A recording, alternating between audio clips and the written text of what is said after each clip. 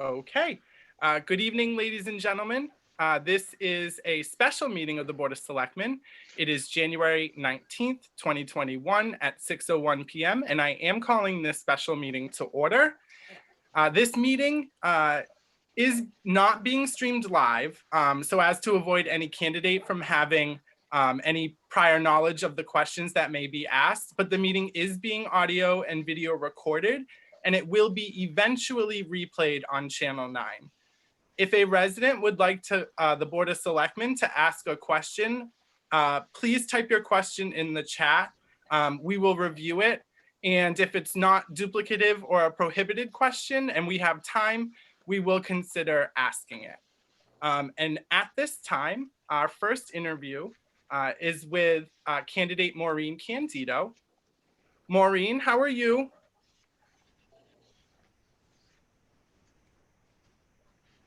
I'm good. I'm just waiting for my picture to come up. Can you guys see me yet? No worries. It may just take a second.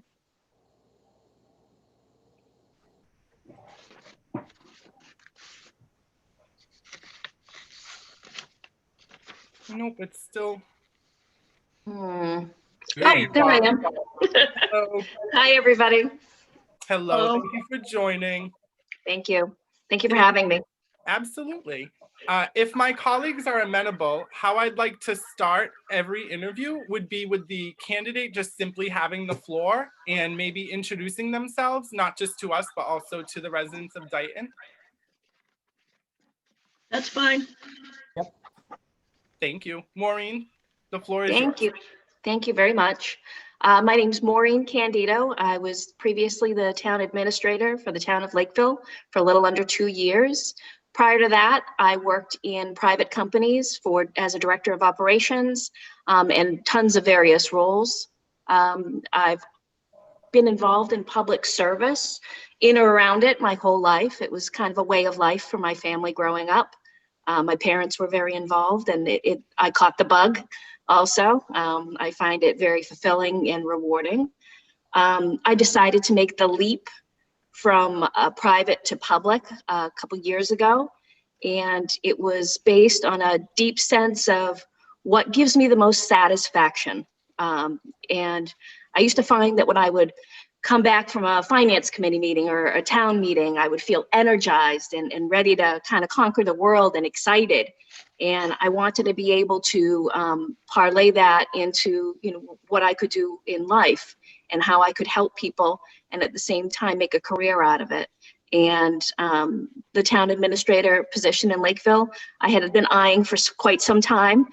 Rita and I, the previous town administrator, had conversations before. I used to always tell her, when you retire, I'm going to be the town administrator for Lakeville. And she'd just shake her head and she said, why would anyone want to do that? And I said, no, I see what you do and I see the absolute heart and soul that you pour into it for the people of Lakeville and for the towns. And what a huge reward that is to be so engaged and connected to what you do and to be able to see the people that you're doing it for, on a pretty immediate basis. So that's how I came about. And when I saw the position of Dayton Town Administrator, it's a really, in my opinion, great fit for me, for my skill set, for my lifestyle, for what I'm looking to be able to accomplish. I had lots of great conversations with Mallory, the previous town administrator, for the few years that we had worked together on different communication styles and stuff like that. We had lots of great open dialogue, and there was so many similarities through our town and how things were going for the town and what you got, the focus that your board has put in the last few years on the town, that it just seemed exactly the right fit at the right time. So that's a quick version. Thank you. Thank you so much. If it's okay with my colleagues, I will start the questioning and then we can just rotate. Is that okay? Yeah. All right. So my first question is, we're currently in the midst of an unprecedented pandemic. Have you had to lead a municipality or county during this public health crisis? If yes, please describe the measurements you enacted to ensure public services continued during the pandemic. And if no, please describe the measures you would take to assist the town of Dayton in continuing to ensure that the public services our residents expect remain mostly unaffected during this pandemic. So at the town of Lakeville, I was the town administrator throughout the entire COVID-19 epidemic, and we had various levels of selectmen at that time. If you don't know, there was a high turnover on our select board, so there was usually 1 or 2 members on the board that were available. So it was a very difficult time. Following everything that came out from the state became almost a second full-time job for both myself and the Board of Health. So going through and making sure I knew everything that was required of us in that type of stance was very important. But the thing I think that really benefited from quick action and leadership was the decision to close all meetings off and go to Zoom. We went to Zoom, the Zoom meeting format after only about 3 days. So we were up and running. We were training all our boards, committees, and departments in Zoom, getting everyone remote access. So that meant purchasing laptops quickly from all different sources, because there was other people that were on the same path as us. So it was very hard to gather everything from one source. So we have a little technological mashup that it took some real great finagling from my IT director to get at least everyone in each department up on a laptop, so we didn't miss any days of productivity. And at first we went with no contact, no open, and it was just the for notary services and for the marriage certificates, and my town clerk would meet them outside with her mask on and accomplish that. And then we went to a shifted visiting schedule. So what I did for that was, if you've ever been in Middleborough Town Hall, it's very tight. It's a very old building. It's from the 1850s. Everything is kind of compact and together. So first we put up all plexiglass windows everywhere, or half doors, to keep people from going in other people's offices. We made sure all the desks were correctly spaced. We created divides where there weren't before. We moved people in different areas that they hadn't been and moved our storage areas out, etc. And then I did a split appointment schedule. So we had treasurers would have an appointment at on the hour, and then anyone going to the town clerks was on the half hour. And then from a different doorway, we had the building commissioner and the Board of Health, and they could go, it was the hour and the half hour. And then the upstairs, they had to enter through the upstairs or through the back door. And then it was, an appointment only for the upstairs, non-real service departments. So we managed to keep all the social distancing in place, and really get it together. That, and combined with making sure that we had everything that was available to the residents of the town, online, available through social media, available through our website, and implementing our permitting software, fully implementing our permitting software to make everything that they could pay for be paid online. So there were definite hiccups. There was some technology issues and gaps, but we didn't lose a day of productivity for the town of Lakeville. We actually took in more revenue than we had ever had. We made it easier for people. And we made it so easy for people, I would be very surprised if people went back to the old way of doing things. There's still going to be people that are going to want to come into town hall when it opens up again, but I think we've gained an efficiency that we'll gain for life out of making it so easy, and having so many people available that knew what they were doing and be able to tutor people through the process. But my Board of Health agent, my Director of Inspectional Services, my fire chief, police chief, we had conversations almost every day. My staff meetings bumped up from once a month to once a week on Fridays, because it was Zoom, so they didn't mind it as much. But it was communication. It was constant communication between myself, my board, and my staff members, and making sure that everyone was getting the same message at the same time and getting the same resources. So lots of cuts and pastes of documents and lots of, you know, showing you how to fill it out, like the attestation documents, et cetera, and making sure everyone was confident in what they were doing and felt secure in the process, so much so that they taught their people how to do it. Thank you so much. Selectman Thank you. Pacheco? You're welcome. Did you say me, Brett? Yes, sir. Okay, thank you. Well, first of all, I want to thank you for applying, Ms. Candido, for this position of Town Administrator in Dayton and participating in this interview. My question is, what is your experience with writing grants? And can you give me an example of a successful grant that you have written? Certainly. So for the town of Lakeville, I wrote 5 grants. 3 of them were successful and went through. So my plan on writing grants is to gather together whoever's the expert on the subject and pick their brain to make sure that I have all the relevant facts, then create the narrative and write it all through.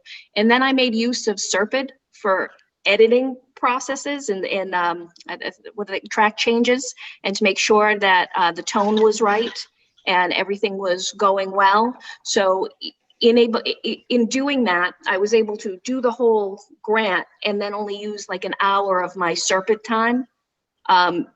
If I know you guys do Serpid too, and you get granted the hours when you're a member. So using an hour of that time was much more efficient use.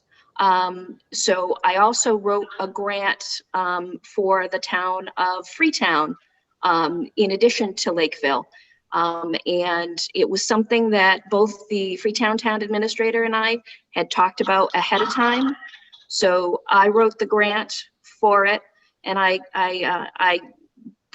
stole one of his Serpid hours to to go through, and so so I wrote the grant. I figured out all the fundamental basics of the grant.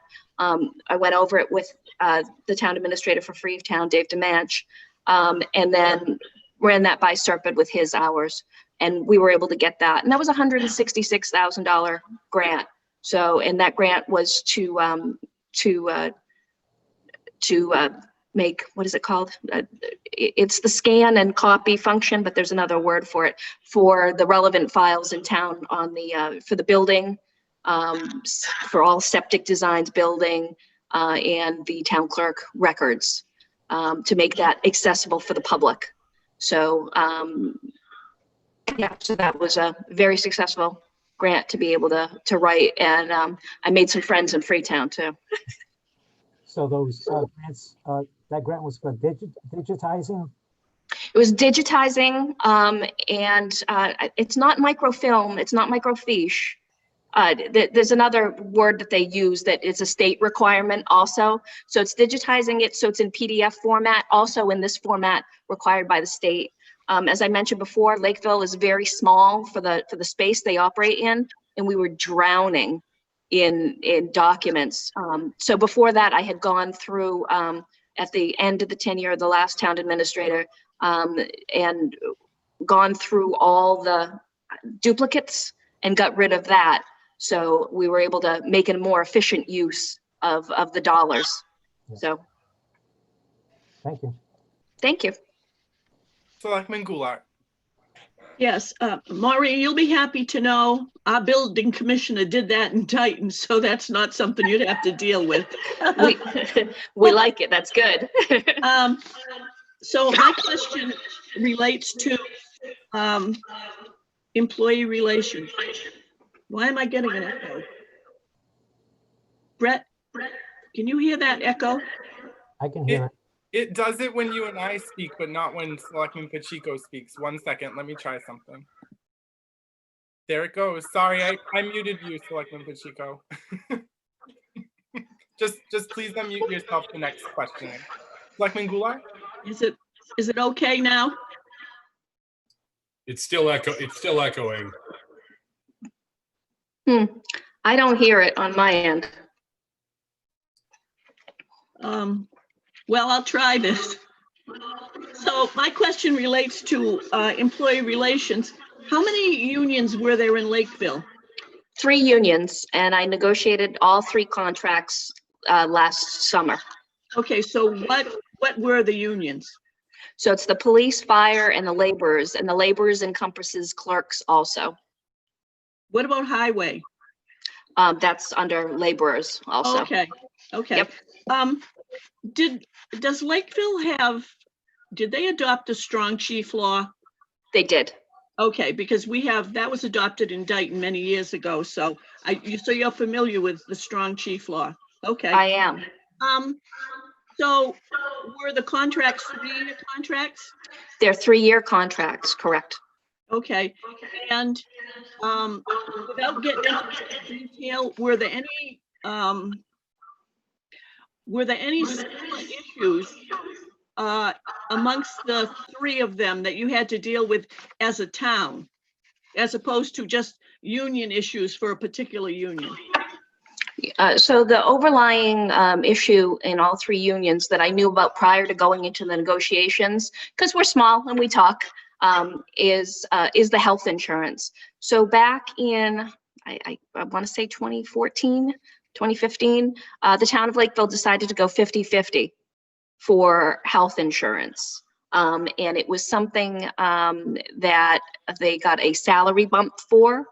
And then in the latest round of all the negotiators, they wanted to see if there's any way they could get back to the 75-25 split. So that was that was throughout each contract. So knowing that ahead of time, we work with a consortium, a healthcare consortium. Mhm. I reached out ahead of the union negotiations to see if there was any other plans that we could offer them that we didn't currently offer, because we offered 2 plans. Mhm. And they were nice enough to come up with a high deductible plan that works out really well for some people for their needs. And what we, the selectmen, the chair at the time, Selectman Camera and I both agreed that we would present it to the board and then to the unions, and we would take our, how to phrase this. So on the high deductible plan, we would help pay for their high deductible out of the savings that we were getting by them being on that plan. So it made it more affordable for people on the lower rungs of the ladder to be able to get insurance.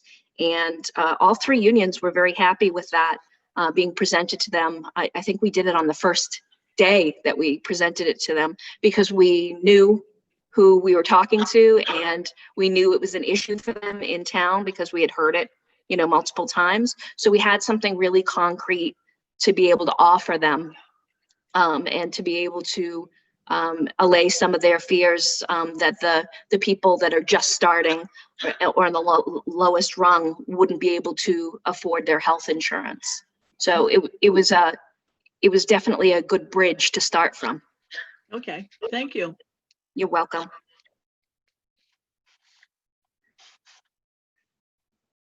My apologies. One of the town of Dayton's priorities is protecting our open spaces and wetlands, preserving our rural character, and promoting agriculture and our farming community, all while balancing responsible development and growth as outlined in our 2014 master plan. With our need to professionalize and modernize our municipal government, how would you assist the town of Dayton in making progress towards these goals? So I know you do have committees focused on those goals. First, I would start by suggesting a joint meeting between the Board of Selectmen and those boards to ensure that everyone is clear on their direction and all concerns are being addressed. And then we would go forward and see, again, a lot of these decisions wouldn't be dependent on me. They'd be dependent on me to execute and to help facilitate. So depending on where the boards wanted to go, we could, either have some zoning changes that reflected what you're looking for and move forward on some specific zoning. I believe I read that you guys just passed a CPA. Did you guys, community No. preservation? Act? It was it was several years ago, but Several years, know, yes. Yeah. the funds have been used, have really helped us out in some tough times. For Yep. sure. So I'd have to get more involved in understanding everything that you laid out for that CPA to understand how that works. But making sure that everyone's on board. Like one thing I found very interesting. Now that's probably where my biggest weakness was before I started with Lakeville, was land use. And then of course I got a massive crash course when you get into it. And our issue was mainly about farmland being bought up and redeveloped, and development opportunity districts that we had put in back in 2012. And being able to take a look at all of those and see how they're either helping or hurting the problem, and being able to write something that makes sense around it for the town. But the thing that really makes all of that come together is being able to communicate what you're trying to do to the town and what you're trying to accomplish. Because I know if Dayton is anything like Lakeville, the second a building goes up, they're like, oh, they're building and they're building again. And, we want to maintain our rural character. Well, if you said, guess what, we're building here in this specific location because we have the sewer infrastructure to support it. But because we're building there, we're buying land over here and protecting it, and being able to communicate that to everyone and to have everyone on the same page. And I think that's a successful, recipe to move forward. But as for the specifics, I'd have to really dig into to see where I would either suggest changes or streamline things. Thank you. Thank you. Selectman Pacheco? Yes, tell me what your proudest professional accomplishment was and why this achievement is so significant to you. My department heads. The way they work together and what a huge team they are now. That's my biggest accomplishment as town administrator for Lakeville. If you want to ever compliment me, tell me how great my team is. I mean, that's where it gets me. I worked individually and as a group with all my department heads to really understand their understanding of what they're doing, plus help me learn at the same time. And I encouraged and created learning opportunities for everyone together. And I will have to say, overwhelmingly, out of the 13 department heads I had, 12 of them spent at least part of their day bouncing ideas off their other department heads and working together and coming up with better ideas together. I couldn't be more proud of it. That to me was the best part of being able to bring some skills and some knowledge, especially on the HR and development side, that I've garnered over the last few years in order to get them to where they want to be. So it's always a joke because I have all examples that I give people all the time.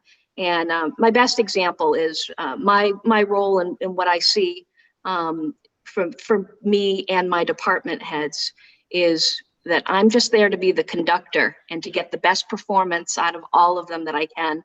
I'm not there to sit in every chair.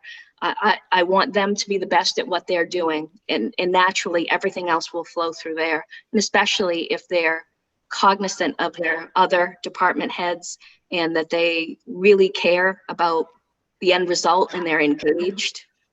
I don't think you can ask for better for that, and I really have a big soft spot in my heart for that. Thank you. Thank you. Thank you. Selectman Goulart, the floor is yours. Yeah.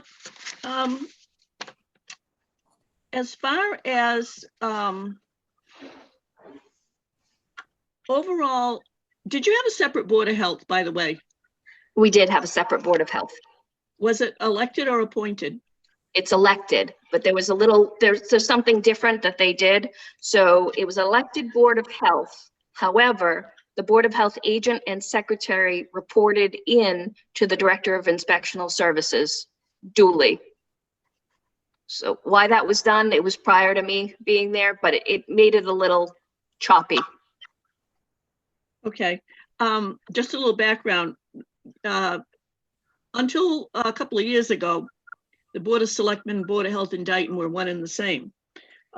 We separated the two, and our Board of Health is an appointed board, appointed by the Board of Selectmen. So right now, that's the board that is dealing with COVID-19 and everything related to it. However, there are a number of things that fall under Board of Health that involve many department heads. So, for example, Board of Health, COVID, working with the highway superintendent, operation of our landfill, solid waste disposal, the trash contract, all of that, stormwater, site visits for proposed construction, like we have 40Bs. So that Board of Health is really integrated, I would say, with duties that affect so many other departments in town. Did you experience something like that in Lakeville, where everyone has to come together on a task that might fall under the Board of Health, but because they're maybe in another department or have another title, have to participate in a Board of Health decision? So our Board of Health is elected, as I said, and it currently has 3 members that have all very similar skill sets. And all of those skill sets have to do with the building trade. So they're all really well versed on things like septics and Title V, but they were light on what I would say would be the very important medical and epidemiology skills.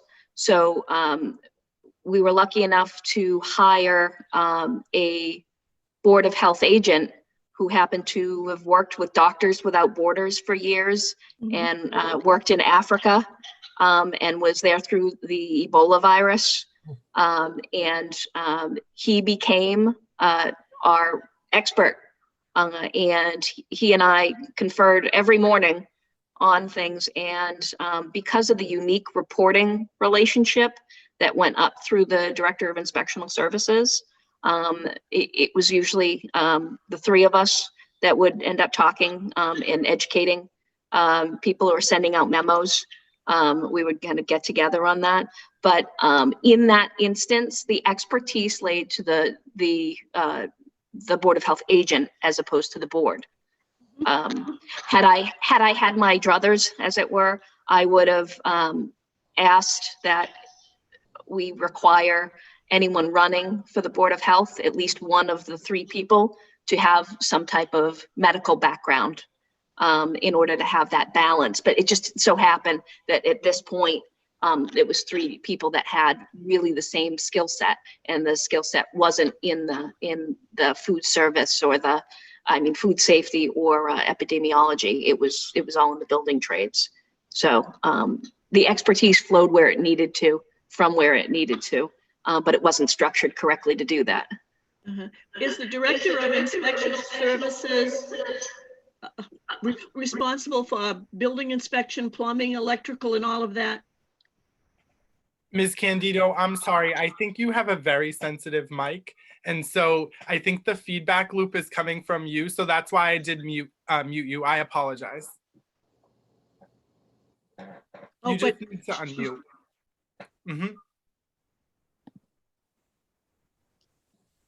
There you go. All right. Yes, it goes through the Director of Inspectional Services, and he does the plumbing, the heating, the inspections, etc. Okay, so when I started this question about Board of Health and the connection to the Board of Selectmen, who handles all of your landfill, solid waste disposal, trash pickup? What is it, Inspectional Services or? No, that was our highway department, our DPW. Okay, Yeah. okay, that's what we do. Our highway department does everything nobody else does in this town. Yep, they really become the jack of all trades.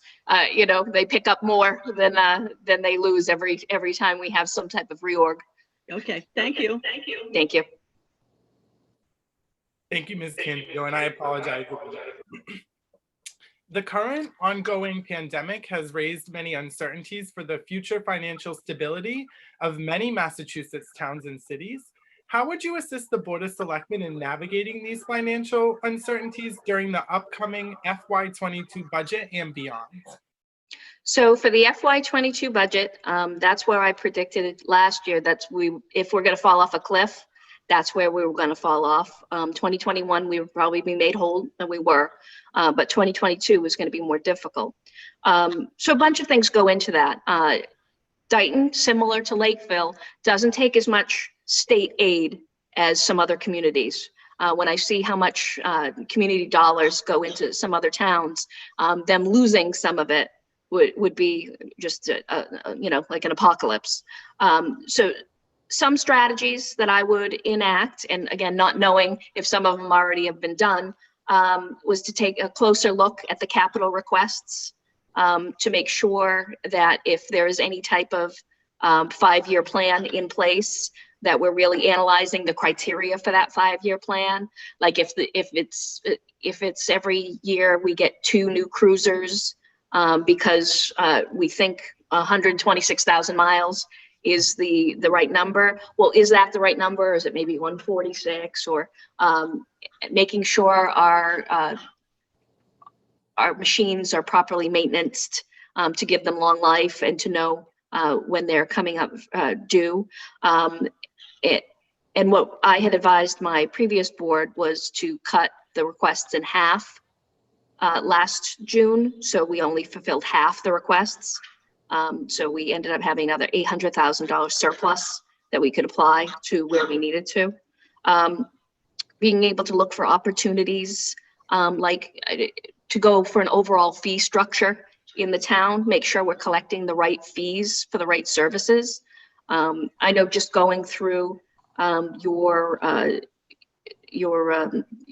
bylaws, I noticed like the building permit, the fee for not having a building permit and building without a permit is $20. So maybe, you know, that's an opportunity to, you know, raise some funds to make sure that things are going where they're supposed to be going. And then grants, and working with the senator and the state rep. So I worked with both Mike Rodricks and Norm Aurel in Lakeville. And I'm very happy to say that it looks as though, and I checked again because there were some vetoes, it looks as though the 2 items that I went for the transportation bond bill and the economic bond bill went through. So those are 2 things that Lakeville won't have to pay. One of them is $250,000 and the other is $100,000. So, you know, being able to get things like that, and then grants, and being able to take the opportunity that is given. So I opened up and I looked at the community cabinet grants that just came out. And it looks like there's lots of opportunities out there this year with lots of, you know, things. So to be able to find those opportunities and take those and basically take them out of the capital plan, and being able to see if there's anything that fits in that capital plan or anything that's going to help make us efficient or anything that's going to move forward without a tremendous outlay. And then any of the debt, maybe we should look into restructuring debt if that's, I mean, the price of money is kind of, you know, at the lowest rate I've ever seen. Maybe looking into restructuring debt if that's a necessary part of what we're going. But there's always avenues to take a look at. We might always not get where we want to go, but to look at them, you can only make yourself better. Thank you. Thank you. I just wanted to, I'm sorry. I just wanted to add, and I did mute you, so I'll wait if you wanted to respond. You mentioned the community compact cabinet, and I just wanted to piggyback off that and let you know that opportunity has sort of been the gift that keeps on giving for the little town of Dayton. We pursued this in 2017, and the Lieutenant Governor came down, and we chose our 3 best practices. One was stormwater, one was open space, and the other was form an agricultural commission and pursue a right to farm bylaw. And the Board of Selectmen is pleased that we have checked all those things off the list. The last thing is the open space and recreation plan, which will be attached to our 2014 master plan. And that will be hopefully ratified by the Open Space Committee on January 25th, so on Monday. Yeah, and I'll wait. But I did just want to mention, my ears perked up when you mentioned the CCC, because now we're actually eligible for another round. So Yeah, and even when you're not eligible for other rounds, I think the IT one you can go for on an off year if you have IT needs. And then there's a bunch of different ones for abandoned buildings and blight. And those aren't part of the cabinet, but they, they fall right in line with the same thing. So there's opportunities out there. I see that you got Green Communities designation also, which is huge.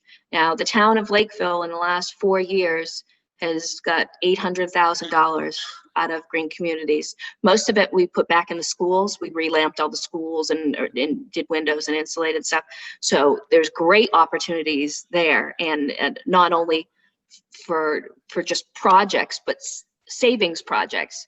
So those projects that were done in the schools, fast forward, they're saving $40,000 a year in utilities. So, again, your savings on top of savings, and it begets more. And the more that people know that we're going after that, and the more that they know that we're actively pursuing it, the more they understand how much we really care about their resources, and that we're doing absolutely the best with what we can for any of their tax dollars and making responsible choices. So. thank you. Selectman Pacheco. Yeah. Can you give me an example of working with others to accomplish a project? Sure. Let me think of others for project. Codification.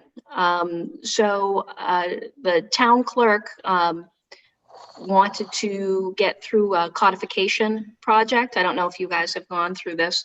So we were finding, and with her help and a few interesting incidents, we were finding that we had older versions of laws, of mass general laws, things that were no longer applicable, things that were pointing to things that were constraining us from moving forward. So we got together and moved forward on a plan for codification, and to do that on a regular scheduled basis. We went through the RFP process and moved forward. That was more driven by her, but the support in order to help enact it, came from my office, and to move forward. A lot of times people don't see the value in doing things like that. They're like, oh, well, when it comes up, it's already too late. You've already missed the boat if you're seeing that, you can't collect a fee from these people. So it came up organically, actually. It came up where a builder had owed money, taxes for, we're going to say 11 months and 10 days, and then tried to do some fancy dealing. And it turned out that we couldn't stop them because our old bylaw pointed that it had to be over 12 months. Well, that bylaw had gone by the wayside back in 2011, and it left a sour taste in our mouth. So we just started going through, and our town clerk was fantastic and orderly and all that, but there's no way she could keep up on all the changes that happen every time someone makes a slight change to the general law. So working with her on that, it's very satisfying to know that going forward, not only will they be updated regularly, and the suggestion will be there for a town meeting to do an update, but that those laws and the articles will now be available online for people to access at will. the more we can point to things when we're trying to educate people and be able to point, oh, it's on our website, it's here, you know, you can find what you're looking for. It's fantastic to be able to do that, and it's a real step up. Lakeville was a little late coming to the game on some of the web and social media, but now they're in it, and you know, they're reaping the rewards. I remember when we started the Lakeville social media page on Facebook. You know, we had 3 followers, or you know, we would see, and it'd be 10 people would view the post, and now it's like 6,000. It's 7,000 people view it. So you know, you can really look at the analytics and see who that's going to, and all that. So anything that you can help engage the project the people with the project is a worthy project, in my thing. But I will have to say, working with great people makes it easy. You know, it's my pleasure to be able to help people and help push things forward. But she really drove that. I was just there to help and sign papers. Thank you. Thanks. Selectman Goulart? What was your role, excuse me, in budget formulation for the school department? Were you both a local and a regional, or did you go full K-12 region? Oh, I'm sorry. Just a moment. You have to unmute yourself, Ms. Candido. My apologies. No, that's okay. I'll try to look up full regional. So we sat multiple times with the region, and we let them know ahead of time what we could afford going into the year, and being able to give them an upfront number because the budget was done so soon. Being able to give that to them prior to them giving it to us knocked out half the back and forth that usually goes on. Have you followed anything that Dayton Rehoboth? Well, now that you mentioned it, yeah, I have seen that. And you know, it's very difficult when it's 2 towns, and regionalization, even though I know there was supposed to be a lot of cost savings with regionalization and all that, it makes it difficult when one town's finances don't match up to the other town, and their board's views are different. So I just don't know of any town that doesn't have a few hiccups here and there. Your hiccups were a little bit bigger, and it was very difficult. And I imagine that you guys, your commitment was tested, because it's just difficult to work with another board that doesn't have any of your same concerns. Maybe you're looking at different things, but the finances are very different in your 2 towns now, where they weren't back when you regionalized. It seems they were much more similar. Mm-hmm. Thank you. Yeah, thank you. Thank you, Ms. Candido. One moment. I'm sorry. And I will wait for you to unmute. My next question is, and knowing that it will take some time for the next town administrator to come in and really apprise themselves of our lack of economic development and to generate ideas on how to turn the tide on that.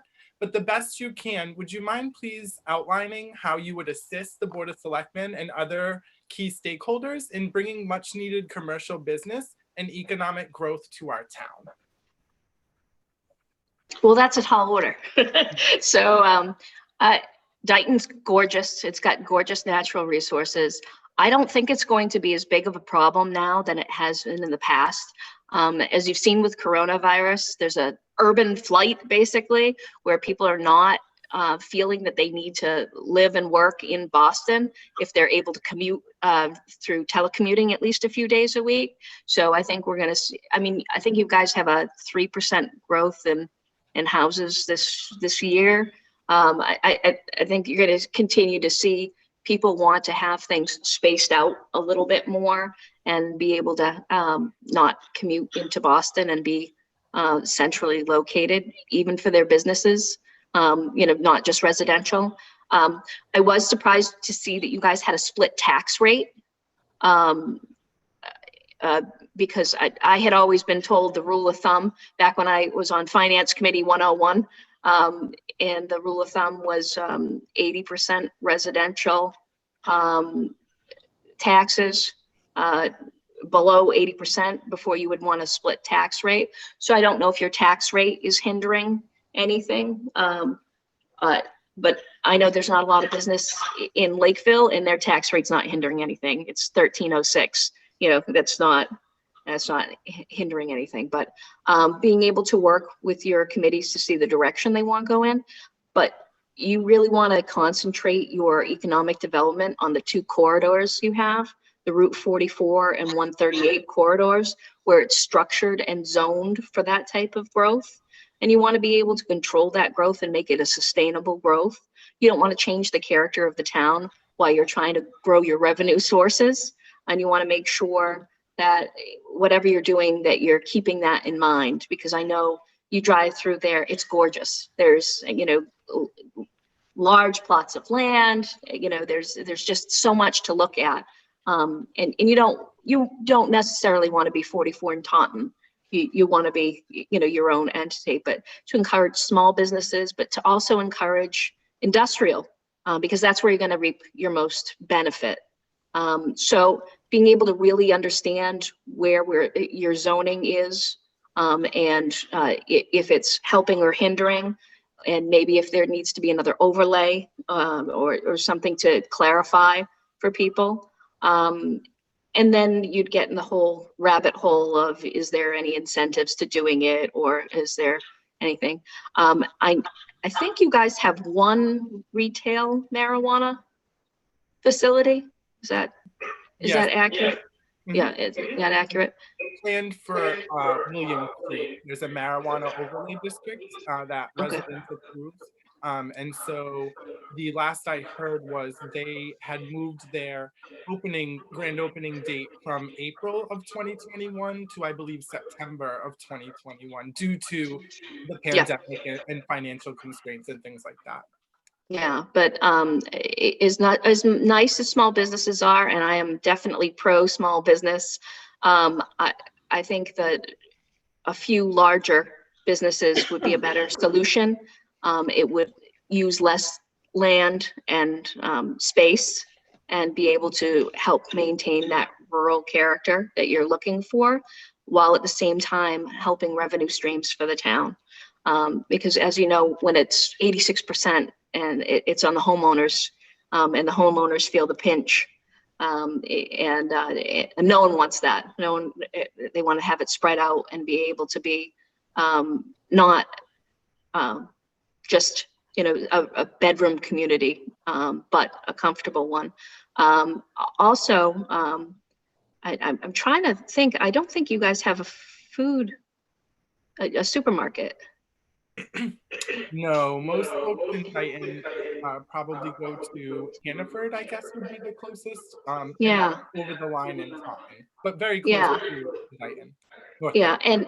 and I know there's studies out there and economic development geared towards things that they call food deserts, and to be able to help identify maybe some opportunities in that area also, because I'm sure the people of Dayton don't want to have to travel if they could find something local, or maybe the solution is, you know, more with the agricultural and making sure the farmers market gets going. But yes, there's an endless supply of possibilities.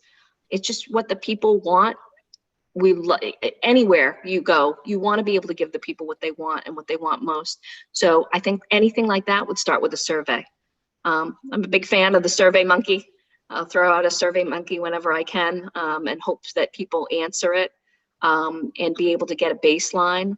And having an economic development committee was very helpful for Lakeville, even though the surveys always came back, no economic development. Like, no, thank you. That was helpful in and of itself.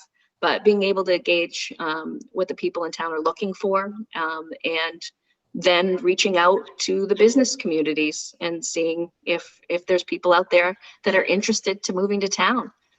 You know, what's the benefit for them to moving to town? Well, you got a built-in, you know, 500 people that wanna, you know, come to your place of business. So Finding those things out would be the first step to a pathway, and then working with the various boards to help figure a way to interpret that data into a workable plan. Thank you very much. Thank you. You're welcome. Selectman Pacheco, last question. I think we have 10 minutes left. Yeah, I was going to say, I don't see any questions from anybody in the public yet. But if you do have any questions, we ought to give them the opportunity to ask. So my last question is, please share a time when you faced an unexpected challenge, and how do you overcome this challenge? Unexpected challenge. Unexpected question. Unexpected question. Yeah, an unexpected challenge. Give me a minute. Let me resonate on that unexpected challenge. So as you know, as a town administrator, every day is a different day. There's always something that comes in. Unexpected challenge. Hold on for a second. Yeah, I saw the other candidate. Okay. Thank you. They're in a waiting room. I'm sorry, Ms. Candido. I'm sorry. That's okay. Unexpected challenge was trying to figure out what town meeting was going to look like during coronavirus. So our town meeting is usually scheduled for May, second week of May. For Lakeville, and I say our still because I live in Lakeville, so I can still say that. So our town meeting is usually scheduled, I think it's the second week in May, but they usually voted again to go in June. So we had to decide if we wanted to continue to hold it, where we wanted to hold it, you know, do we want to reduce the quorum? What articles are we going to go forward with? Working with the town moderator, we came up with a plan to flip it a little bit and have the town meeting first and then the special town meeting after, so that if we were not able, because the state decreed that we couldn't vote on those items, that we weren't taking it out of order. So we had all the items that we needed to for last year's budget, et cetera, and we had that faced first. So the items that were not budget related, that were like zoning related or other related, we had after, and so we flipped it over. And then we had to do where can we fit these people, you know, we're 6 feet apart, or, you know, how can we move that forward? So it was an intense mini session on top of a very intense time to make sure. So at the end of the day, we had a very successful town meeting, even though we had to open up a second room. We prepared for it to have a second room. Then we got through all items for town meeting in probably about 2 hours. And everything was approved because it had been a constant social media presence to answer anything people had questions on what was going to be on town meeting, because we just didn't want anyone to stay there any longer than they had to. So we wanted to make sure if anyone had, you know, big questions, but everything went through really for what it was, pretty seamlessly, and I was very proud of the way everything worked out. But trying to refigure town meeting when I had just learned how to run a town meeting was very unexpected, to have it kind of flipped on its head, but it ended up working out well in the end. Thank you. Selectman Goulart, and I did just want to point out, we do have one resident question, so I'm going to have that be the final question. Selectman Okay. Goulart? Yeah. How do you have an active council on aging, senior citizens, or something like that? In our town, we have the council on aging, and they provide programs for seniors. They also, well, before the pandemic, operated like a daycare program for seniors. So what kind of services does Lakeville have before or after the pandemic? And do you have a very large senior population? So our demographic skews, the majority of people in Lakeville are over 55. So we do have a large population. We don't have adult daycare in Lakeville. We use Middleborough services for that. Our COA did a tremendous job, not only being able to be a social spot for seniors, but we also had rotating guests. So we would have the senator come in, we would have a tax attorney come in and help them with tax questions. We had the assessor's office come in and talk to them about abatements for seniors. We had the fire chief come in. We had, like I said, a whole host of people that would come in through the doors to help educate and connect them. We have a newsletter that gets sent out. And then when the pandemic hit, they really had to shift their services. So in order for them to shift their services and include all those extra Meals on Wheels people that came aboard during the pandemic, they switched to more of like a call bank where they would be calling out and reaching out to the seniors. And then they started teaching the seniors how to Zoom and do Zoom meetings. And then they started providing content through Zoom. So being able to work with people through some technological, issues with just starting up in Zoom, and then going for a full, community. And then they started doing the drive-by lunches for the seniors. So, and birthdays, and being able to be, a presence in there every day, and making sure that the seniors still felt safe and connected and that they had a lifeline. They really did a tremendous job in making sure that they were always looking out for the seniors of Lakeville. And then people would have to rotate in and out because of the virus for the Meals on Wheels drivers. So sometimes it was them driving the Meals on Wheels, to get it to its destination, depending on what had happened with their volunteer drivers. But it's a robust program, and it's one that when we go back after, we're going to support by having some outdoor space for some seniors to congregate in, whether that be tent or, screening in the porch area to make sure. But lots of really valuable senior events going on. My neighbor always says, I miss getting my hair done at the senior center. They would have the kids come in from Old Colony and do their hair and nails. And it's a great environment. And Kelly and her team do a fabulous job. And they really were heroes for these seniors who stopped having social lives. They're talking to their doctors by Zoom, and it's just not the same when you're not in person.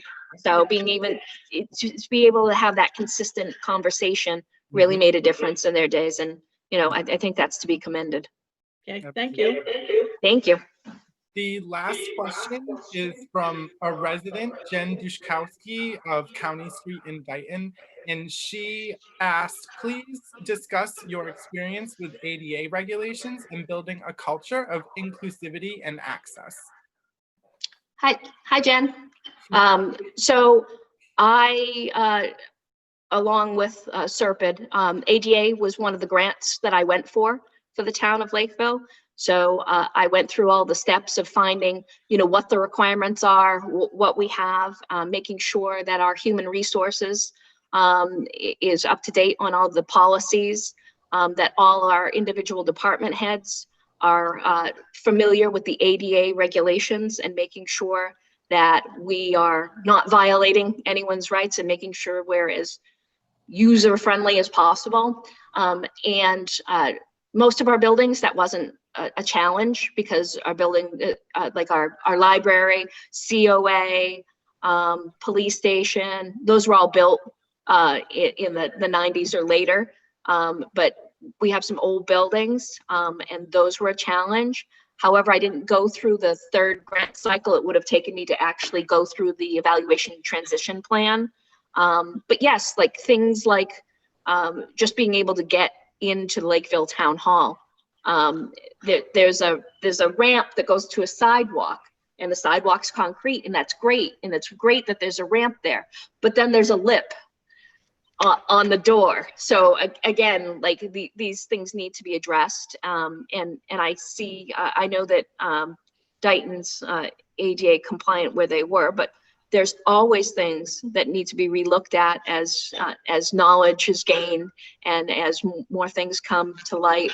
But I know that we had a lot of people, myself included, that were very interested in ADA compliance. About 3 years ago, I had hip replacement. And I tried getting up town hall steps with my crutches and fell.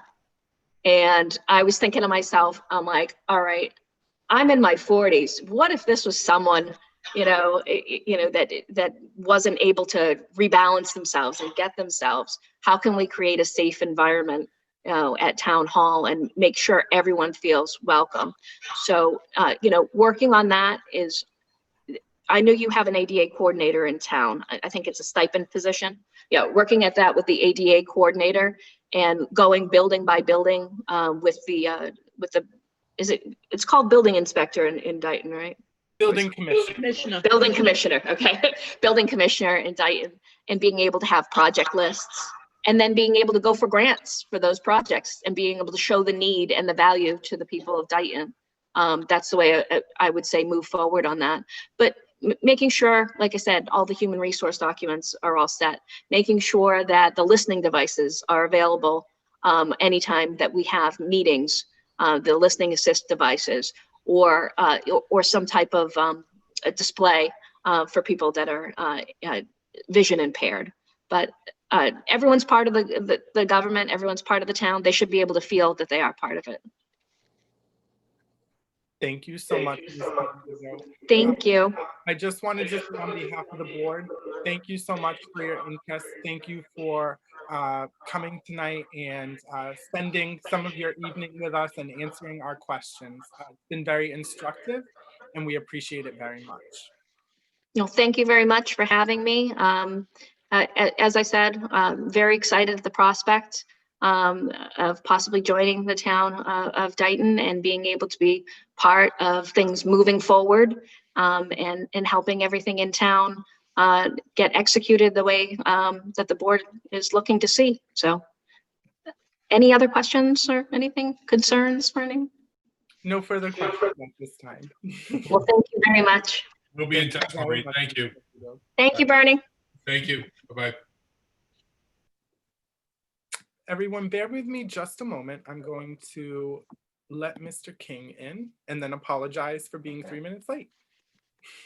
That's pretty good. 3 minutes isn't I bad. feel like that is actually for a Board of Selectmen. Yeah. Hello, Mr. King. Mike? Mr. Chairman, can the other candidate still be present? Oh, I guess, has she left?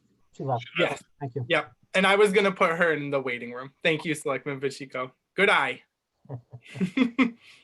Mr. King, welcome. Mike, you there?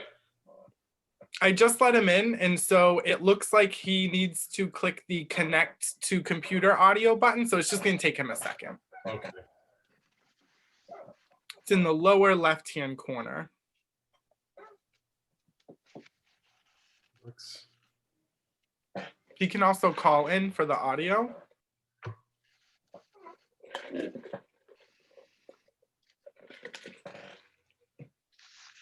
Mike, you there? He has no audio, I can see. Oh, you can see. Okay. But I'm he used, can hear us. I'm used to being the host. No worries.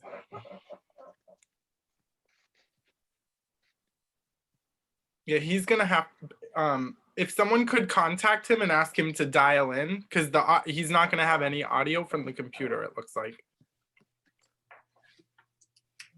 Can he hear you, Brett? I have no idea. I don't think so. I will, I'll call him. Thank you, sir. Yeah. I just wanted to ask you if you could retype that same question for the next candidate as well. that would be helpful, just so I remember to not skip that.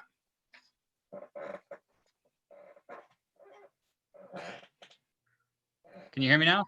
We can hear I you. can. Hello. Oh, Mr. thank you. I could tell it was an audio issue. No worries.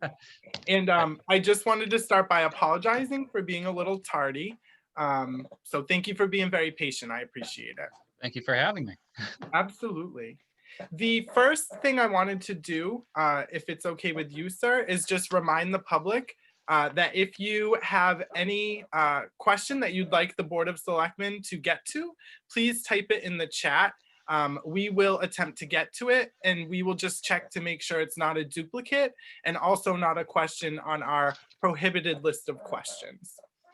With that, Mr. King, I did want to grant you the floor just so you could introduce yourselves to the board, but also to the Dayton residents who may be in attendance this evening. Sure. Thank you very much. My name is Michael King. I am currently treasurer collector for the town of Raynham, Massachusetts, and hopefully I'll be your next town administrator. So just to go over my my career history in terms of government, back in 2011, about a decade ago, I caught the government bug. I was in grad school pursuing a master's degree in history when I began working for the late state senator Tom Kennedy out of Brockton. And the position that I had with him was that of district and budget director. And in terms of the role of district and budget director, essentially my job was to go out to the communities and find out what the issues were, what the problems that need to be addressed. And I did that by attending community meetings, forums, working groups, and I would bring that information back to the senator so he could set his legislative priorities accordingly. The other part of the role, of course, being budget director, was to be in charge of tracking the state budget for the state senator throughout the budget process and the thousands of amendments that are added to the budget annually. So while I was working for the senator, I received my master's degree. And at that time, he asked me to consider a career in government. I'd been pursuing my master's degree in history. And after some thought, I really enjoyed what I was doing, and I decided to make it my career. Unfortunately, in 2015, he had passed away unexpectedly. And at that time, I was at a crossroads. I could stay at the State House and continue my career in public service there, or I could look for other opportunities in government. And what I decided to do, after some reflection, I really enjoyed working with the local government officials, and the relationships I had built was to pursue a career in municipal management. And what I quickly came to realize was the municipal management role is not something that you simply transition into. You really need to have local government experience to be successful, at least, in that role. So I began to pursue municipal official jobs. And at that time, I was living in the town of Raynham. I was into my second term on the Raynham Finance Committee, and the position of treasurer collector opened up, of which I applied for and was awarded the position. It was an interesting time to be treasurer collector in the town of Raynham. My predecessor had been terminated due to an audit finding of material weakness.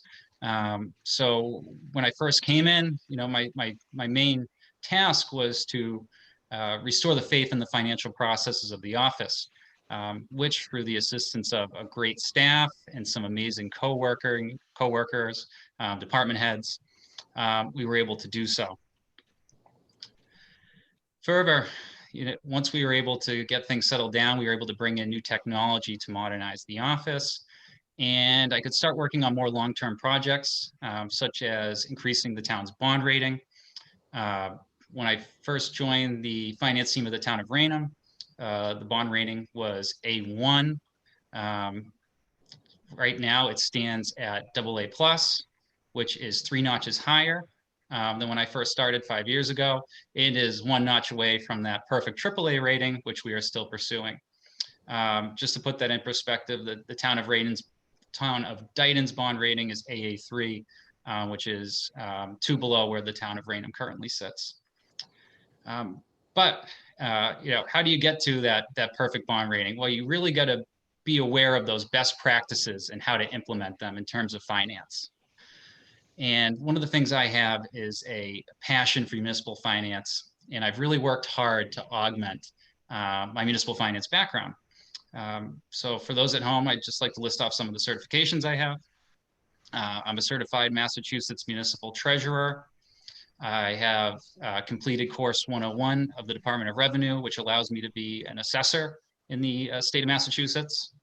I have completed the Mass Municipal Association and Suffolk University's collaborative municipal finance seminar.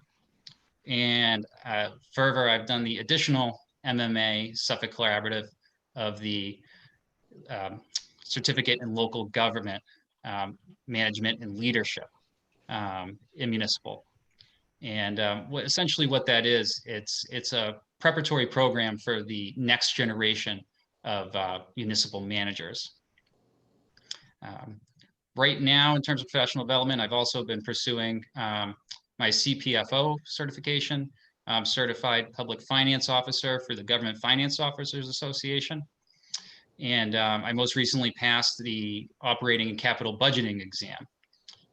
Capital planning is something I'm very involved with in the town of Raynham. I help to maintain the town's 5-year rolling capital plan.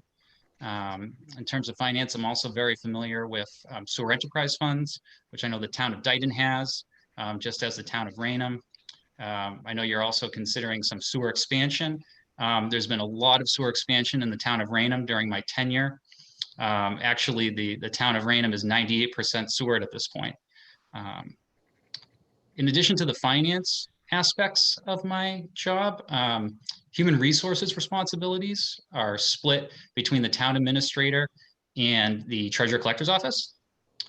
And I saw, in regards to the town administrator and the town of Dayton, that they are the administrator of insurance.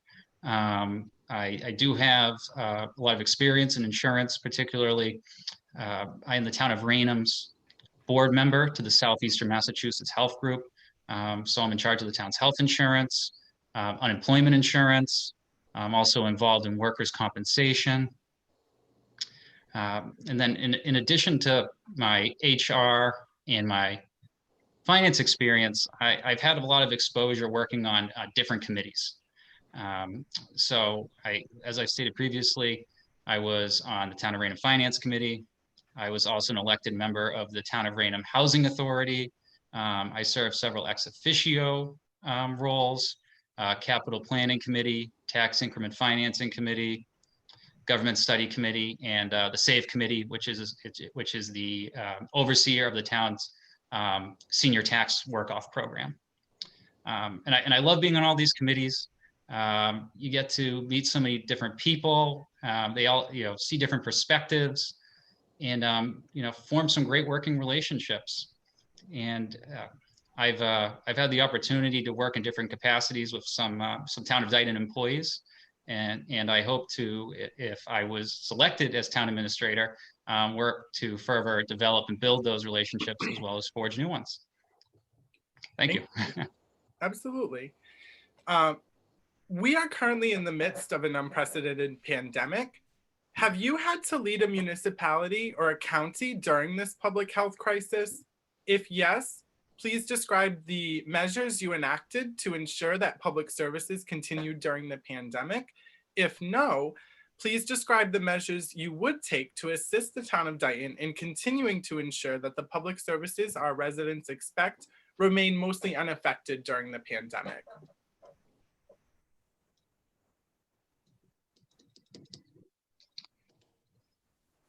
So in terms of leading, I'm not the chief administrative officer of the town of Raynham. I'm treasurer collector. We've definitely had to make some adjustments, even in the treasurer collector's office, as the way we do things on a daily basis. We've really been trying to push people towards more online services. So I've been working with departments, getting them all set up for online payments. I worked with our banking partner to have a Dropbox installed outside of town hall at no cost to the community, which has been extremely popular. And then I also worked with the town administrator and board of selectmen to waive ACH costs for when people are making payments. What we really want to do is give everybody the services that they need without having to physically be in town hall during the pandemic. And I feel that, with technology, we've been able to do that quite appropriately. In terms of how I would lead, I would begin by saying you'd have to have a lot of conversations with your Board of Health. Somebody that I talk to pretty often is our health agent. Everybody's having COVID scares, unfortunately, at this time. But I'm also, in terms of COVID, focusing often on the CARES Act and the town's allocation, and making sure that people are aware of what they can spend these items on. If you need electrostatic fogger, please get it. That can only, public health is a huge issue right now. Thank you. Thank you so much, Mr. King. Selectman Pacheco? Yes, Mr. King, I want to thank you for applying for Dayton's town administrator. My question is, what is your experience with writing grants? And can you give me an example of a successful grant that you have written? Just increasing my volume a little bit. Thanks. I'm sorry about that. Grants. So in terms of grants applications in the town of Raynham, they've been a bit decentralized. And I know that from reviewing in the town of Dayton, Mallory previously was doing a lot of the grant applications. So for example, in the town of Raynham, if the community was going to apply for a municipal small bridge grant or culvert, I saw she applied for that. It would be the highway superintendent in the town of Raynham, because he's the subject matter expert. I do some. So for example, I apply for the sewer rate relief fund with the state every year to help reduce the burden on the ratepayers in terms of sewer usage. But one of the things I'd like to point out, although I don't have a lot of experience in applying for grants, one of the things that I do quite often, which I see a lot of crossover in, is when I have to put together what's known as official statements for bond issuances. So an official statement is when you're going out to bond, and what you're doing is you're putting out a ton of quantitative and qualitative information about your community. And in order to do that, you need to have great communication skills, because you need to reach out and source this information from all different departments and other governmental units. And I feel like that helps me in terms of grant writing. Additionally, I have my master's degree in history, so writing, attention to detail, those are strong suits of mine. And when I look at it, grant writing and the official statement, you're trying to paint a picture.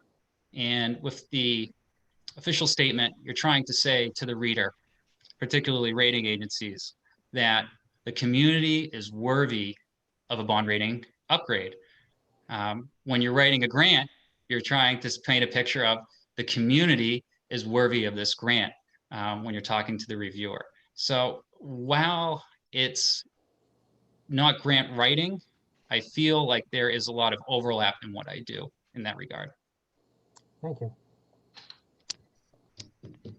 Selectman Goulart?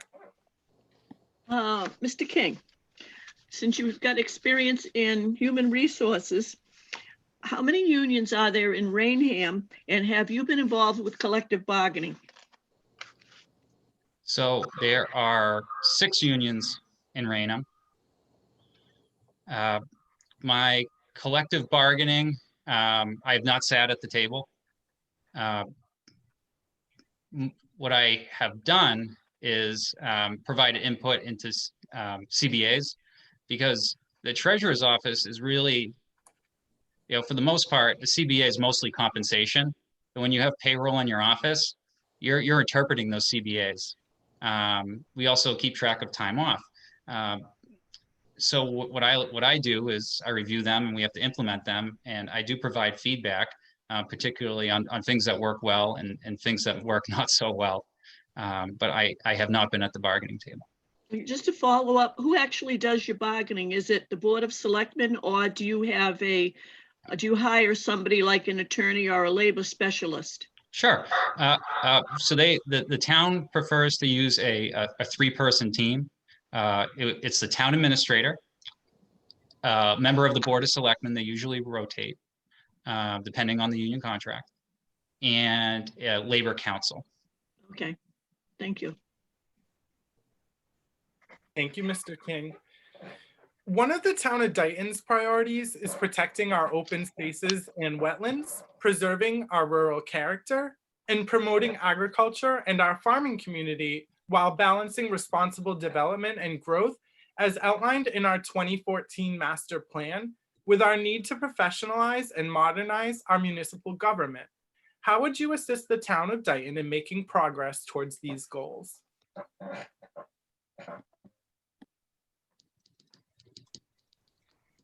So if I could just repeat that back to you. Of course. How do you maintain that sense of rural character while moving the town forward? Is that? Yes. So there's a lot to balance. We have to balance growth, because you'll always have houses being built.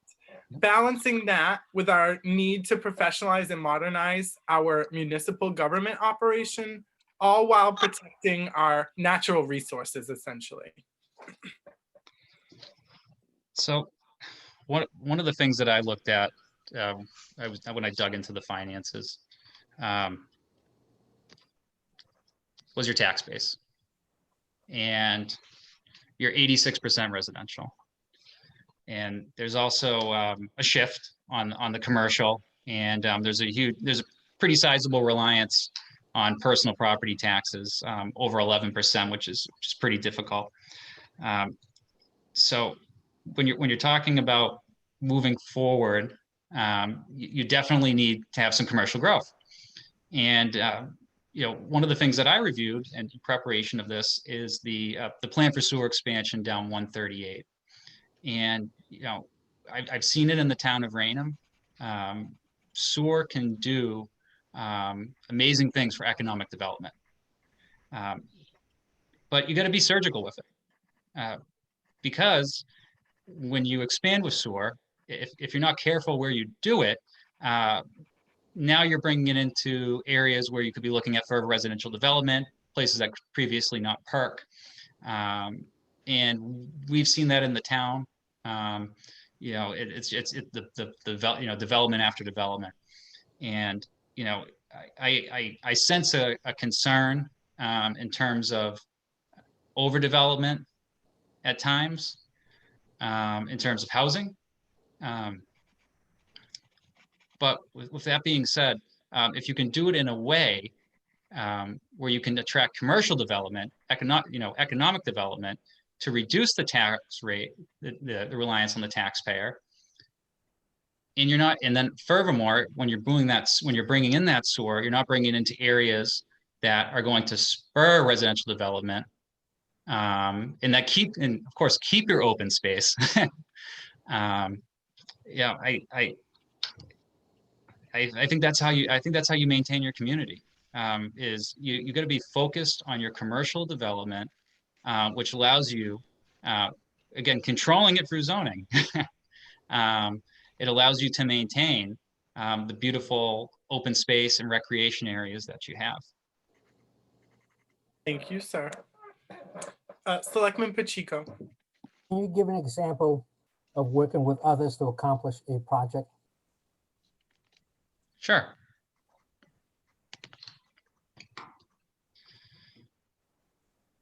So, and again, I had written about this in my packet, I'll state it for everyone. It's really been my main overriding project in the town of Raynham of the bond rating. In terms of enacting best practices, which going back to the bond rating, when we had our initial call with Moody's rating agency when I first started, we received feedback as to how do we bring the town to a financial standing where they would consider a higher bond rating. And they listed off some best practices, and some of them, like instituting a long-range financial forecast. I was able to work with the town accountant. We could do that internally, but I can't go just unilaterally decide that we're going to start tying the general stabilization fund to 10% of the operating budget. We can't, we're going to commit to putting away a certain dollar amount to the other post-employment benefits trust fund every year. That's not my decision to make. So what I had to do, and working closely with the town accountant, it wasn't just me, we worked together on this, was we started talking to people. We started talking to the committees and elected officials about the bond rating, about the best practices, and how to best pursue them. And capital planning. The town was supposed to have a 5-year capital plan. It hadn't been updated in quite some time. We needed to get everybody on board to start doing that again, creating that 5-year rolling capital plan. In terms of the stabilization and OPEB funding, working with Finance Committee, talking about the town's OPEB liability. We have a 30-year annual required contribution here of $1.8 million. We're not putting anything in, and it's only continuing to grow.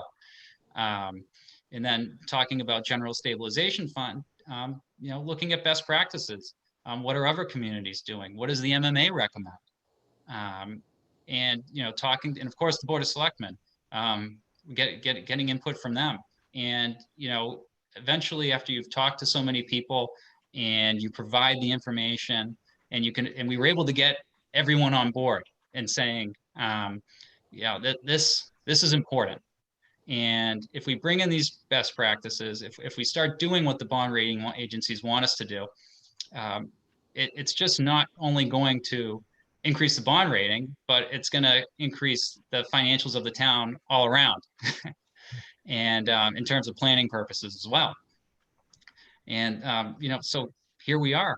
We've been working on it for several years, and I think the best part about it is we were successful in having the bond rating increase, and now when we're sitting around and we're talking about free cash, people are saying, oh, we got X amount of dollars. We have to put a certain amount into general stabilization because we got to tie it to 10%. We need to put a certain amount into OPEB. It almost becomes second nature, and you institute the best practices, but it's all through those working relationships. Thank you. Thank you, Mr. King. Selectman Goulart. Yes. In Raynham, do you have an elected or an appointed Board of Health? Is it separate from the Board of Selectmen? In the town of Raynham, the Board of Health is the Board of Selectmen. Okay. So how, that used to be the case in Dayton until a few years ago, and then we separated and we have an appointed Board of Health, and they have their own staff. Mm-hmm. And they're responsible for many areas in town, not only obviously the pandemic and health issues, but also under their direction falls trash removal, solid waste disposal, the usual kinds of health issues that come up. So how is how does the Board of Selectmen manage all of this in Raynham? Do you have agents to handle certain things, like somebody, do you have a health agent who handles solid waste, the landfill, or the transfer station, or those kind of things? Public Sure. health. Sure. So the town of Raynham, so our Board of Selectmen meet on a weekly basis, Mhm. first of all. And the health agent answers to them as they are the Board of Health. He does monthly reports.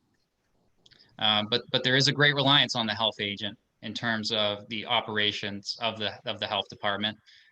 Assisting him is a full-time health inspector, and there is also a clerical staff member as well to provide administrative support. Mhm. And in terms of the transfer station, that is actually operated by our highway department. That's the case here. Okay. Is there something I can further elaborate on? Do you have contracted, I assume you have contracted pickup? Is it door to door at your homes, or how do you handle the pickup of trash in the town? So in terms of trash, the town doesn't contract with anyone individually. Independent contractors are licensed for hauling. So if I lived in Raynham, I would hire my own company? Yeah, so you could say, I want to use Dooley's, I want to use Gordon rubbish removal. That's your prerogative. You can see what's out there in the market. Okay, Dayton does have a contractor, and we've had the same one for many years. Does the town of Raynham assess independent haulers a permit fee? They do. You know? They do. Okay. There is a fee to haul trash in the town of Raynham. Okay, we've discussed that briefly, because there are people who do have independent haulers in town. So thank you very much. You're very welcome, ma'am. Thank you, Mr. King. My next question is, the current ongoing pandemic has raised many uncertainties for the future financial stability of many Massachusetts towns and cities. How would you assist the Board of Selectmen in navigating these financial uncertainties during the upcoming FY22 budget and beyond? So my quick answer is a long-range financial forecast. Something that you put all your revenues and expenditures into, and you can adjust based on what you believe the circumstances to be. So you can say, what does a 10% drop in local receipts look like for us? And how do you adjust the expenditure side as well? But in terms of the budget, and I did look around your website.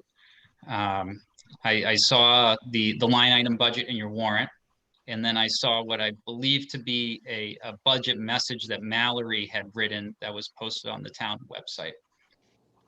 So one of the things that I've always focused on is the budget, because the budget's many things.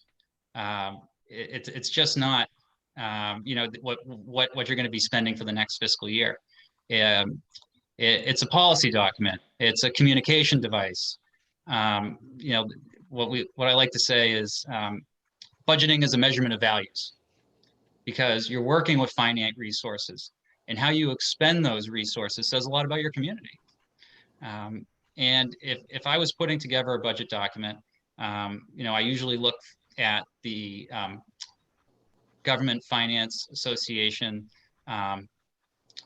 Distinguished Budget Award, and it has several pieces. So you would have the budget message, which you have now. You would have the line item budget, but you'd also have financial policies included. One of the things that I've been working on in the town of Raynham is with the Division of Local Services to develop financial policies. Right now we have a draft of 15 financial policies that's currently being reviewed. In addition to the financial policies as part of your budget document, and again, financial policies, they're your rules of engagement. So they're important to have and be a part of your budget document. That way you don't have somebody standing up at town meeting saying, I want to take all the free cash and spend it on X. Which is you say, oh, well, hold on a second here. We only use, one-time revenues for one-time expenditures. You can't use it as part of the operating capital. And then the other part of it is the long-term financial plan in terms of your budget document. And that's something that we've been putting together in the town of Raynham. And if you do budgeting best practices, you should see the issues coming, and it should also give you the ability to make the necessary adjustments. If you're looking down the road and you're saying, oh wait, we're going to be looking at possibly negative free cash here. Our revenues don't meet expenditures, but if that's several years down the road, you can start to make those preparations. And I feel like that's the way you not only weather the financial storm, but that's how you just proceed as a government in general. Thank you so much, Mr. King. Selectman Pacheco? Yes. Tell me about your proudest professional accomplishment and why this achievement is significant to you. I'm sorry, Mr. Pacheco, you cut out for a second. Sure. Tell me about your proudest professional accomplishment and why this achievement is significant to you.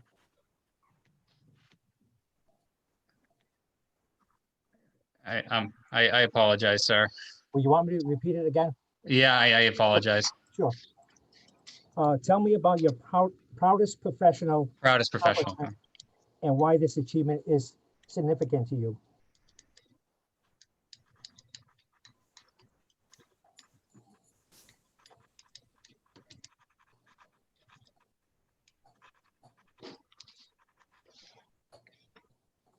Sorry about that.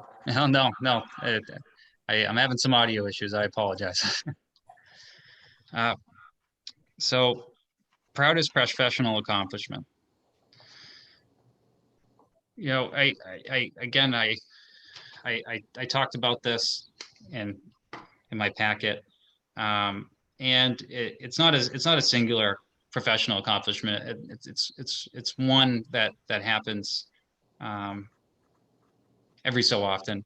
And one of my functions in addition to being treasurer is I'm also a tax collector, and part of that is working with people when they fall behind on their taxes. And I feel that it's very important for any government official to show a degree of empathy for another person's situation. And one of the things that I do is I work with individuals to create tax repayment plans. And when we're setting up the plans, we go through it very thoroughly to make sure we're setting someone up on a path for success. I don't want to put someone into a payment plan when 3 months down the road, they're not going to be able to make the payment because they agreed to something that they just can't do. And one of my greatest, when I consider a professional accomplishment, is these tax repayment plans, which sometimes can take a significant amount of time before this individual turns a corner and becomes current, is working with this individual to give them some financial stability. I don't know everybody's financial situation at home, and they vary. And when you're able to help someone and listen and work with them to get them to to a point where they can actually be paying their tax bill when it comes in on time, give them a little leg up and some help. It's a great feeling. And just seeing the relief on a taxpayer's face when they come in and they make that final payment, it's amazing. Thank you. Selectman Goulart? Bridgewater Raynham is a region. Do you have also a local school department? It's a fully regionalized school district. Oh, okay. So you're a full K-12. That's like Dayton, Rehoboth. Mm-hmm. Have you had any kind of a role in school budget formulation or monitoring of expenditures? I mean, obviously the budget gets prepared at the school department level, but for example, does Raynham selectmen working with the finance committee and maybe working with you notify the school department, I'll say ahead of time, that this is how much money we have available this year that we can allocate for schools, to see if the school department can stay within that limit? Do you have any information on that? So historically, the town of Raynham has funded the school department's request in full. That's just been the way it is. With that being said, the town of Bridgewater does not. So what it usually ends up happening per the regional agreement is that the town of Raynham's contribution would be lowered accordingly due to the percentage of district enrollment. In that case, you know, there have been times where the town of Raynham has actually said and put it on town meeting warrant that we're actually going to do a gift to the school district specifically for K through 8. In order to hire staff or to meet the needs of the Raynham students. That's historically how it's been. You know, I get the information every year, particularly around capital improvements and debt. But you know, in terms of funding, the town of Raynham, it really hasn't been an issue in terms of those conversations. Usually, the conversation is how much is Bridgewater going to come in at in terms of related to the funding formula, because obviously, you know, you have the minimum foundation budget, and then there's the amounts over and above the foundation budget, and trying to figure out, okay, you know, the town of Raynham is willing to fund the complete amount, but if the town of Bridgewater, are they only going to fund the foundation budget, or are they going to come in somewhere in between? What you're describing, Bridgewater Raynham obviously has one total budget, and that's why you use that, I'll call it gift method, for funding your K to 8s. In Dayton Rehoboth, we actually have one budget, but it has 3 individual breakdowns. We have K to 8 in each town, and then we have the regional high school. So in the past, when Dayton has allocated more money in the K to 8 budget, that's created some of the friction. But again, because we have this three breakdowns, it's the same thing that you're describing, that you're calling a gift. Okay. So, yes. So that's a similarity. Thank you. You're welcome. Thank you. Selectman Pacheco, we received some feedback, and it says, I saw it. okay, you saw it. Okay, I wasn't sure if you could see Mr. Woods, can you hear me? it. You sound a little bit underwater, that's all. So maybe we could discuss a mic for you, and like an external one. We can do that later. Please. Thank you, sir. Because I can hear you, but I think other people are having just a little bit of difficulty. Mr. King, Yes. I would love for you to outline how you would assist the Board of Selectmen and other key stakeholders in bringing much needed commercial business and economic growth to our town if you're selected as Dayton's town administrator. Sure. So one of the things we touched upon earlier would be sewer expansion. But another committee that I sit on is the tax increment financing. Not sure how much experience the town of Dayton has with TIFs, but they're quite a useful tool in attracting economic development. And for those who may not be familiar with them, you enter into an agreement with a company to reduce their taxes, usually by a certain percentage of their assessed value for a certain length of time. So, you know, that's definitely an economic development tool. And you can use them as a combination in terms of, you bring in you sewer your 138 corridor there. And if you have some parcels that you're trying to attract some economic development, TIFs are huge. And, in the town of Raynham, we also have a economic development committee as well. And, if there is a committee in the town of Dayton that's similar, I would work very closely with them to promote those types of endeavors. Thank you so much, sir. Selectman Pacheco. Sure, Mr. King, please share a time when you faced an unexpected challenge and how did you overcome this challenge? Did you get the question? I did. You sound great.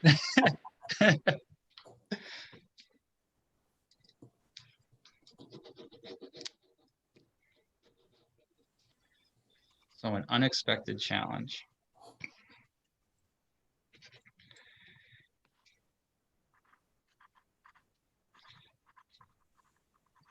So I'm going to give you an example of an unexpected challenge. One that was fairly recent, but that actually I wasn't successful in. And just to give you an idea, because it's coming to mind to me right now.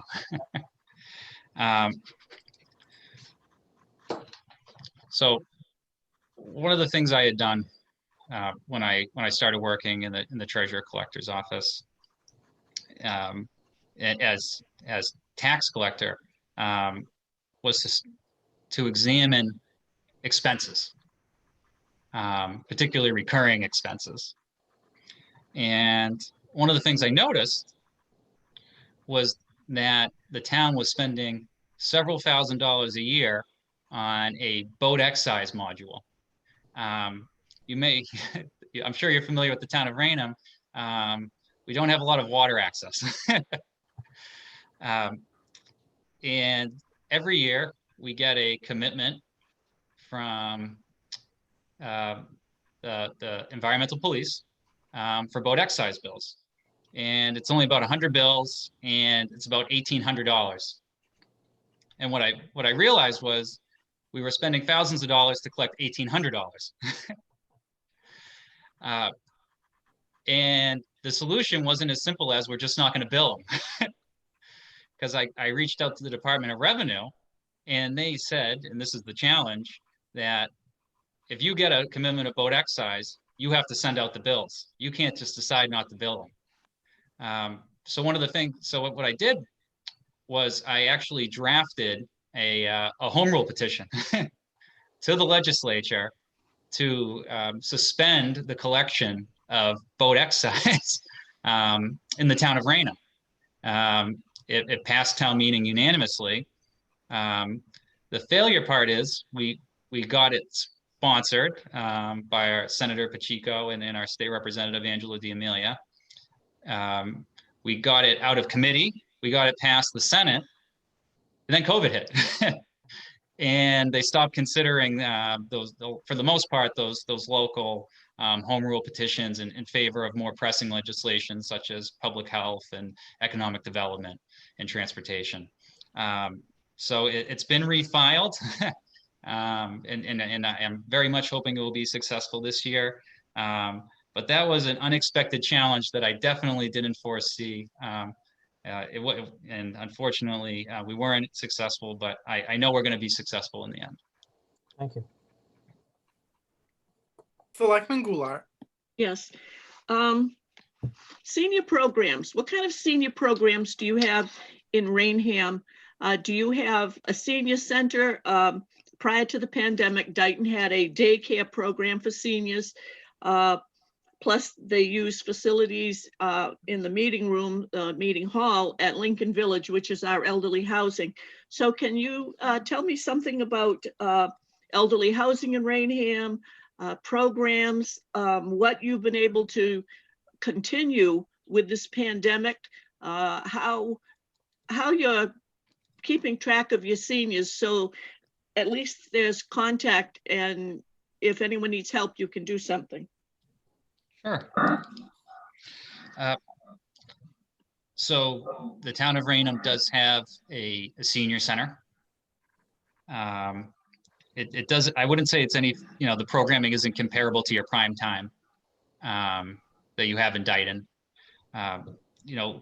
Particularly at least, in terms of COVID, things have changed in term, everything was in person previously. The Wii bowling, the Tai Chi, the yoga, the chair yoga, I should say. Yeah. That was all being done in person. They had to obviously scale that back due to COVID. They did try, and this was fairly recently, they tried to do a socially distanced movie and no one showed up. So, they've been having some challenges with programming. In terms of keeping, checking in, they do phone calls to check in on the seniors, to make sure everything's going okay.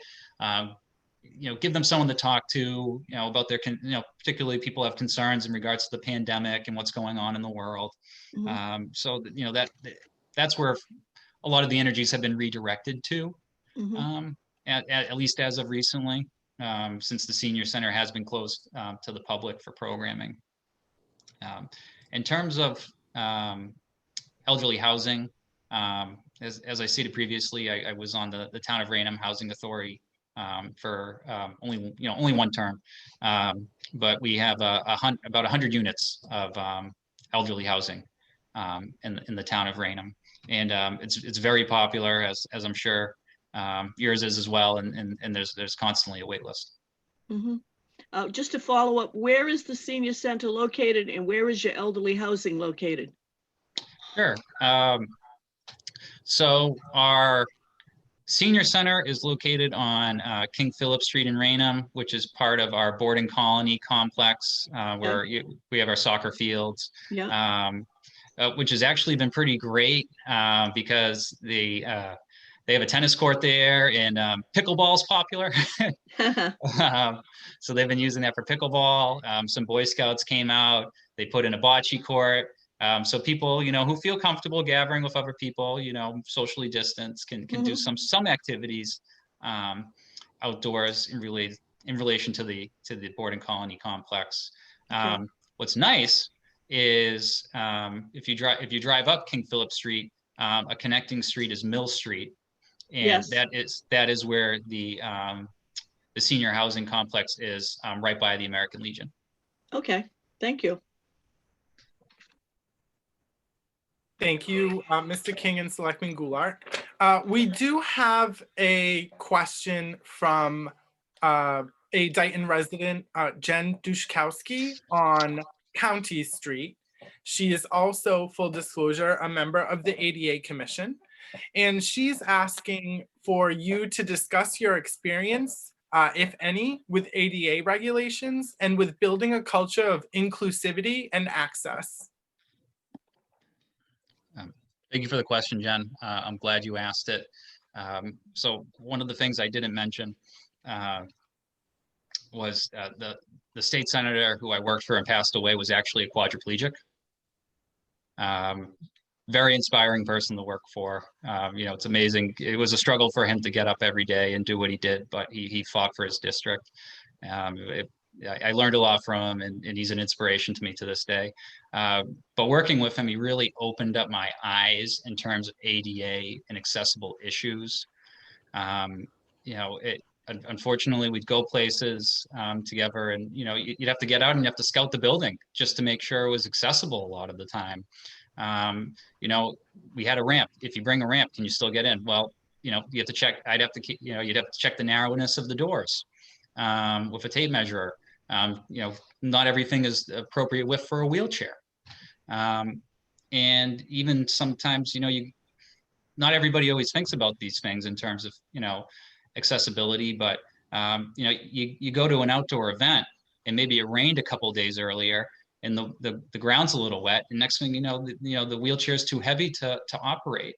Quite honestly, before I worked with him, I wasn't I took things for granted and I wasn't quite aware, but he definitely made me more cognizant of the issues that someone in a wheelchair deals with on a daily basis. I mean, even working on Beacon Hill, they love their quintessential brick sidewalks. Try going over them with a wheelchair. It's not easy. So in terms of ADA accommodations and making places more accessible, I would definitely take my past experiences and exposure forward with me and in mind. I saw that the town has done that ADA study, which I applaud. It looked like it was pretty comprehensive from what I saw, and from just as an aside, I took a tour of Dayton Town Hall last week. Karen and Leanne were nice enough to invite me in and show me around, and they did talk about some of the ADA upgrades that are going to be taking place at Town Hall. And I saw that there's some other buildings and recommendations that were put in place in terms of that report. And I'd hope to put my energies into them if appointed the next Dayton Town Administrator. Thank you, sir. We do have time for one more question. So, or maybe depending on how long the answers are. So I did want to ask you, Mr. King, briefly, if you were appointed Dayton's town administrator, how would you approach a situation where the Board of Selectmen did not follow one or more of your professional recommendations?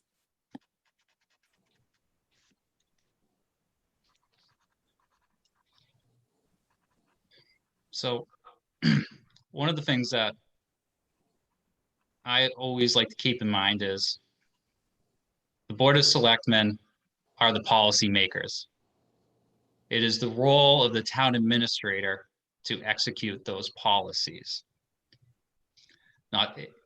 With that in mind, it's also the role of the town administrator to bring forward best practices for consideration and provide relevant information. You can't take it personally. I would not presume to know better than the Board of Selectmen as to what the town of Dayton needs.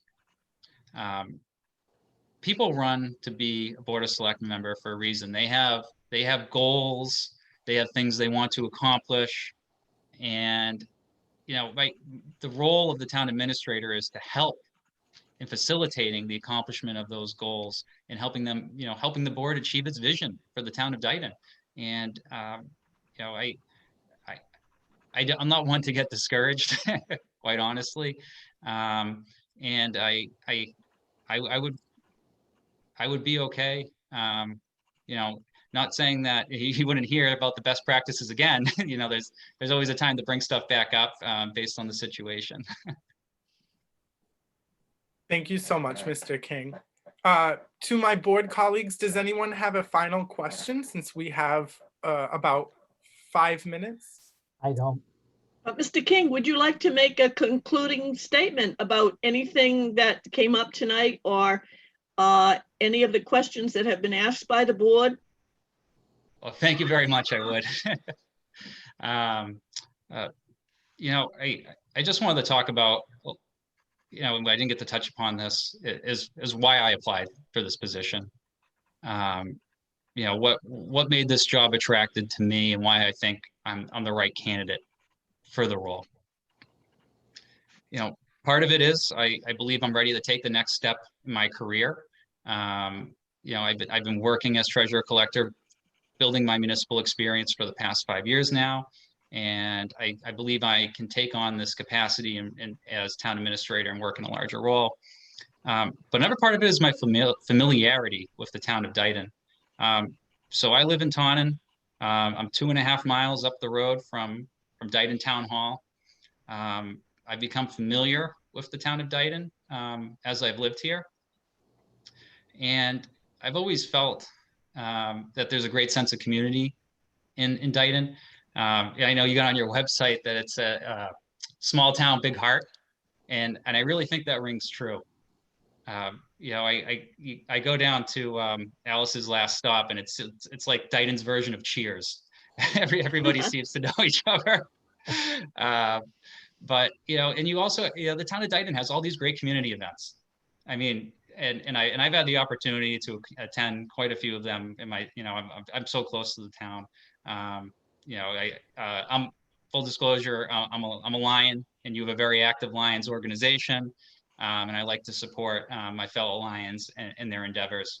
But what I can say is that if you chose me to be your next town administrator, I can make the commitment to be in your community. I am not going to be the town administrator who takes off for the weekend and you don't see them till Monday, 52 weeks out of the year. I have a young family, and you will see me with my kids at the local events. I will be accessible. People will know who the town administrator is. I'm not going to be a name on a webpage. And you know, that I feel like that's just really important. That when I was applying for the job, that I could make the commitment to be there for the community, and just not be the manager who, you know, was up over at town hall. But also applying for the job, I was looking at the town of Dayton's financials. The town of Dayton is very financially stable. You know, a credit to the Board of Selectmen and the Finance Committee. You've done some very conservative budgeting. I looked at the excess capacity, 1.1 million. Very impressive for a budget of your size. Your FY21 free cash was greater than last year. Again, that's very notable considering we're in a pandemic. And you have very little debt, relatively speaking. So there's a lot of positives in the town. And additionally speaking, just one last point as to why I applied and why I think I'll be successful is there's a lot of commonalities between my current employer, the town of Raynham, and the town of Dayton. And I believe those exposures will set me up for future success. So, you know, in terms of a decentralized organizational structure where you have a lot of elected officials and committees, I'm used to working in that type of environment. The town of Raynham also has open town meeting, the regional school district. I'm also used to working with 2 water districts in a smaller town. I have that going as well. We are part of the same health group, the Southeastern Massachusetts Health Group. As I stated earlier, I am on the board for the health group for the town of Raynham, and same county retirement system, and the list goes on. And I just feel that you have the opportunity here to hire a potential long-term employee. This is where I want to be. This will not be a stepping stone for me to go somewhere else. I'm right down the road. I knew about the town when I applied for the town. I did more research. I love the town, and I'll be in the community. And thank you for the opportunity for a closing statement. I really appreciate it. Thank you. Thank you. You get the final word, Mr. King. Thank you very much. I just wanted to thank you for giving us your time generously, for answering our questions, for being patient. We appreciate it very much. Thank you very much, the board. I appreciate you taking the time to hear a little bit about my candidacy tonight. Absolutely. Mr. Lynch, did you have any final remarks, sir, before we conclude for the evening? I don't. Thank you, Mike, and we'll be in touch as the board moves forward with this. But no, I have nothing else. I thought the board had some great questions, and I hopefully you have some information to pull together here. So another interview tomorrow. Absolutely. So just so the public is aware, we have our final interview with our 3rd finalist on Thursday, January 21st at 6 p.m. We will be sharing the Zoom link. Public, again, will have an opportunity to post their questions in the chat if they're not a repeat and they're not on the prohibited questions. And we have time, we'll be happy to get to them. And Ms. Duszkowski, if you don't mind sending the Board of Selectmen by email your question, just in case you're not able to make it to the next meeting, we do want to make sure we ask it of all candidates, okay? Thank you. Everyone have a wonderful evening. Mr. King, again, thank you. Ms. Mr. Chairman? Candido? Yes. Motion to adjourn? Yep. Are we ready to adjourn? You can adjourn. Yeah, you can make a motion. Okay, motion to adjourn? I'll second that motion. We have a motion and a second. Selectman Goulart? Aye. Aye. Aye. Everyone, thank you so much. We hope to see you Thursday. Have a wonderful evening, everyone. Good night, everybody. Thank you. Good night.